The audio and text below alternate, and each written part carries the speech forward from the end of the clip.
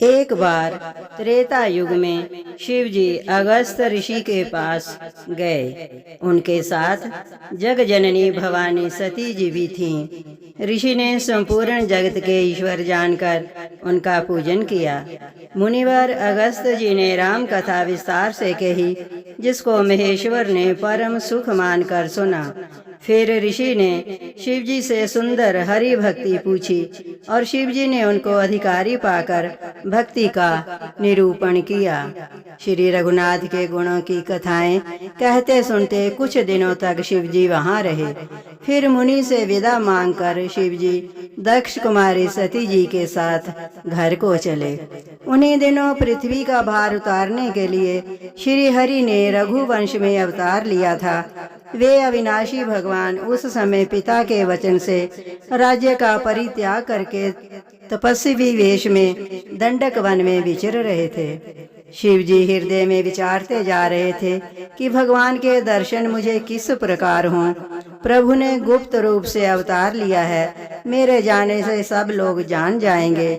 श्री शंकर जी के हृदय में इस बात को लेकर बड़ी खलबली उत्पन्न हो गई, परंतु सती जी इस भेद को नहीं जानती थीं। तुलसीदास जी कहते हैं, शिव जी के मन में भेद खुलने का डर था, परंतु दर्शन के लोभ से उनके नेत्र ललचा रहे थे। रावण ने अपनी मृत्यु मनुष्य के हाथ से मांगी थी।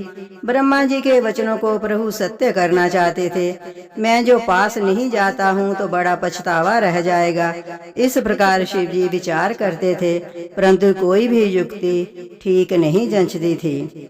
इस प्रकार महादेव जी चिंता के वशीभूत हो गए। उसी समय नीच रावण ने जाकर मारीच को साथ लिया और वह मारीच तुरंत कपट मृग बन गया। मूर्ख रावण ने छल करके सीता जी को हर लिया। उसे श्री रामचंद्र जी के वास्तविक प्रभाव का कुछ भी पता न था। मृग को मारकर भाई लक्ष्मण सहित श्री हरि आश्रम में आए और आश्रम खाली देखकर उनके आंखों में आंसू भर आए।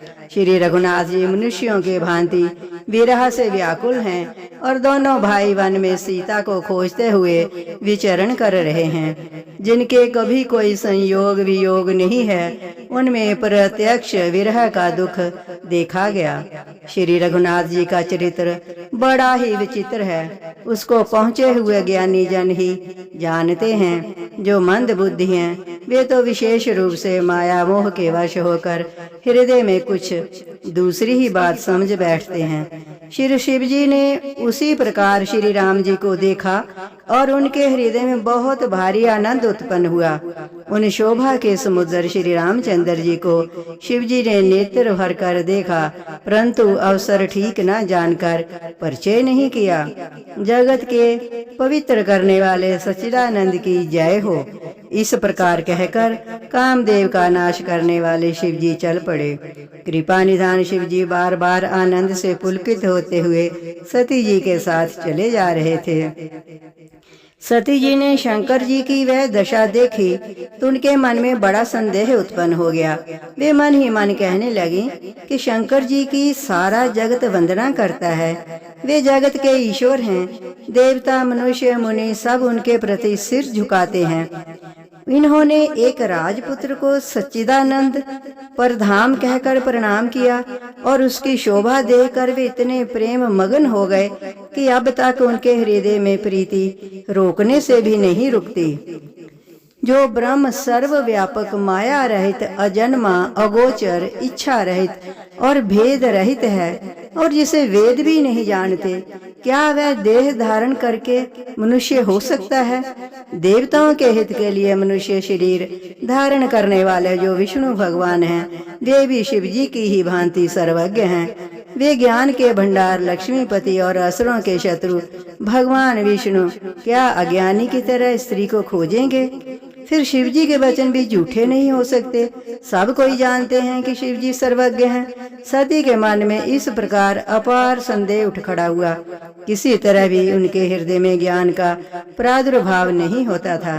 यद्यपि भवानी जी ने प्रकट रूप में कुछ नहीं कहा, पर अंतर्यामी शिव जी सब जान गए। वे बोले, हे सती सुनो, तुम्हारा स्त्री स्वभाव है, ऐसा संदेह मन में कभी ना रखना चाहिए। जिनकी कथा का अगस्त ऋषि ने गान किया और जिनकी भक्ति मैंने मुनि को सुनाई, वे ही मेरे इष्ट देव श्री रघुवीर जी हैं, जिनकी सेवा ज्ञानी मुनि सदा किया करते हैं। ज्ञानी मुनि योगी और सिद्ध निरंतर निर्मल चित्त से जिनका ध्यान करते हैं तथा वेद पुराण शास्त्र नेति नेति कहकर जिनकी कीर्ति गाते हैं, उन्हीं सर्वव्यापक समस्त ब्रह्मांडों के स्वामी मायापति नित्य परम स्वतंत्र ब्रह्म रूप भगवान श्री राम जी ने अपने भक्तों के हित के लिए रघुकुल के मणि रूप में अवतार लिया है।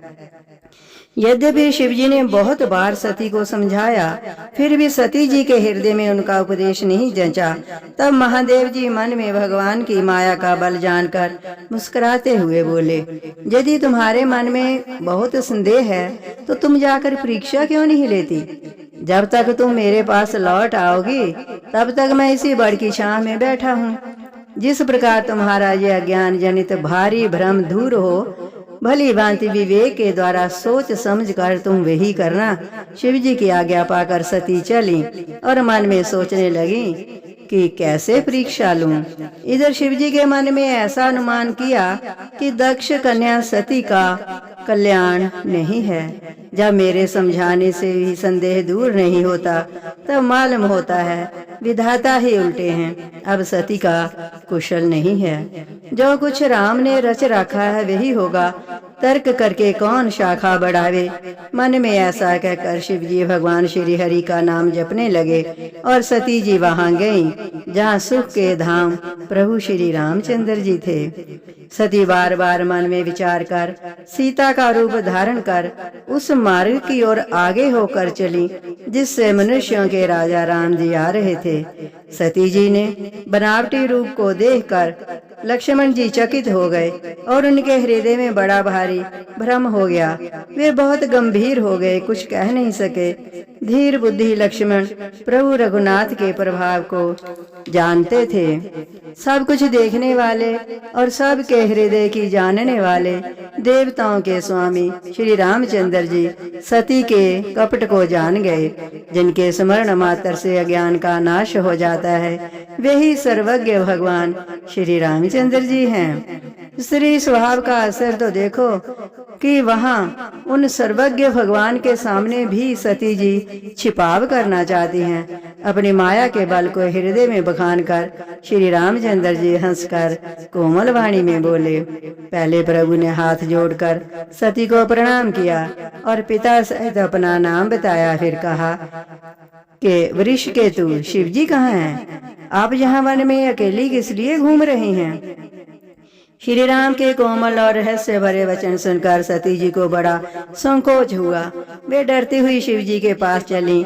उनके हृदय में बड़ी चिंता हो गई कि मैंने शंकर जी का कहना ना माना और अपने अज्ञान का श्री रामचंद्र जी पर आरोप किया। अब जाकर मैं शिव जी को क्या उत्तर दूंगी?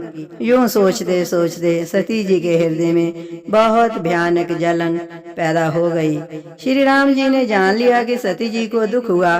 तब उन्होंने अपना कुछ प्रभाव प्रकट करके उन्हें दिखाया। सती जी ने मार्ग में जाते हुए ये कौतुक देखा कि श्री रामचंद्र जी सीता जी लक्ष्मण जी सहित आगे चले आ रहे हैं।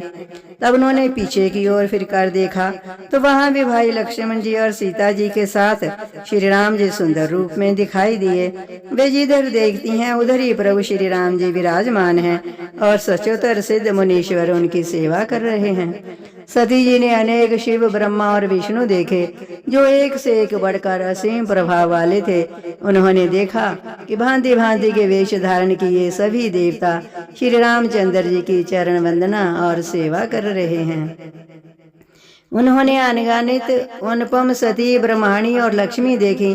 जिस जिस रूप में ब्रह्मा आदि देवता थे उसी के अनुकूल रूप में उनकी ये सब शक्तियां भी थीं। सती जी ने जहाँ तहाँ जितने रघुनाथ जी देखे शक्तियों सहित वहाँ उतने ही सारे देवताओं को भी देखा। संसार में जो चराचर जीव हैं वे भी अनेक प्रकार के सब देखे।